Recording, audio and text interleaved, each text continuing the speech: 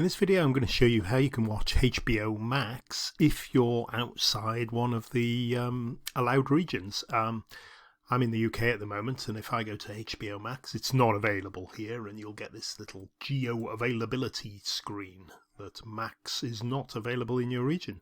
HBO Max is available in the US, of course, and one or two European countries, the smaller countries for some reason, a couple of Scandinavian ones. I think it's available in Finland, but it's not available in the UK or Germany or France or Spain, I don't think. So you'll just get this message. It gets rerouted here.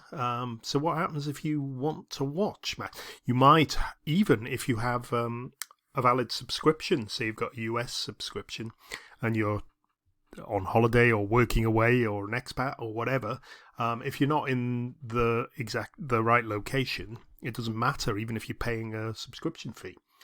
What it's basically doing is looking up your location when you connect, and if the IP address is not in one of these regions, let's say the US, it won't work. Okay, so what can we do about this? Right, well, basically there's two little issues you've got to get past. And I'll show you what's involved now. The first issue is your location. If you're in a location that doesn't get HBO Max, you're never going to be able to watch it, irrespective if you've got a subscription or not. And the way to get past these geo blocks, as they're called, or geo targeting, is to use a VPN. Now, this VPN I use, it's called NordVPN. It's pretty cheap. It works well. It's great for bypassing geo-blocks, and you can install it on your laptop, PC, tablets, smartphones, anything really. And as you can see, VPN, incidentally, stands for Virtual Private Network, and it's basically an encrypted tunnel between your device and a VPN server. And that tunnel is completely encrypted, and it's used to protect all your data. So it'll encrypt, say, usernames, passwords, email addresses, all that sort of stuff. So if you're traveling, a VPN is pretty much essential, and loads of people use it at home as well for keep their data extra secure. But it has another benefit as well, is that when you connect to the VPN server, instead of seeing the IP address, websites when you visit them, instead of seeing the IP address of your computer or device, they will see that the VPN server. So if you connect to the United States, you can see here, I'm going to click on the United States.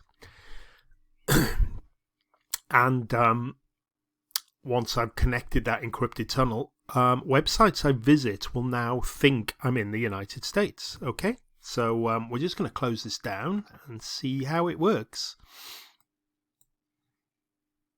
Okay, so I'm going to start my browser up, and let's go back to the HBO screen. And you can remember last time I visited, I got that not available in your location. This time I've gone to the the free collection. It's quite a good little feature, and it thinks I'm in the UK, so it's asking me to subscribe.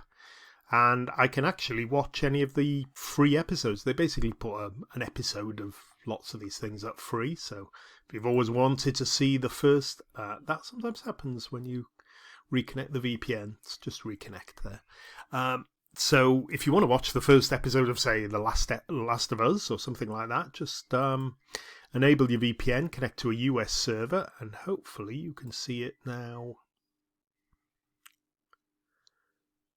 Connecting. It takes a couple of seconds, but you can see it's going to stream HBO The Last of Us, so you could watch the whole episode. There's 1 hour 20 minutes. Yes, any kind of virus, but most probably something similar to I'll stop it there because you get copyright strikes very easily on YouTube if you stream things from your HBO, but hopefully you can see they all work as long as I'm connected to a UK VPN server.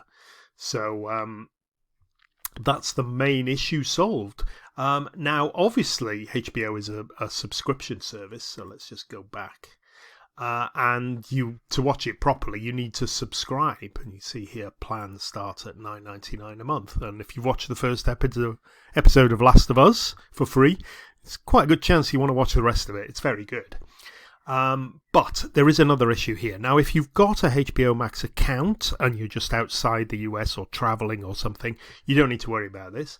if you haven't, you might think, I've got my US VPN and I can just sign up now and pay my $9.99 a month and everything will be fine. You won't. You'll have a problem. So don't get the VPN unless you're going to solve this other problem. And that's the payment. Unfortunately, like many websites, you can fool HBO Max on your location, but it will also check your payment method. So if you're waving around a French Visa card, it's not going to work for a US based HBO Max subscription. It's not going to let you do it. So you're going to get blocked there. There is a way around it. There's a couple of ways around this. What people used to do is use PayPal. That doesn't work very well at the moment, so I wouldn't advise that.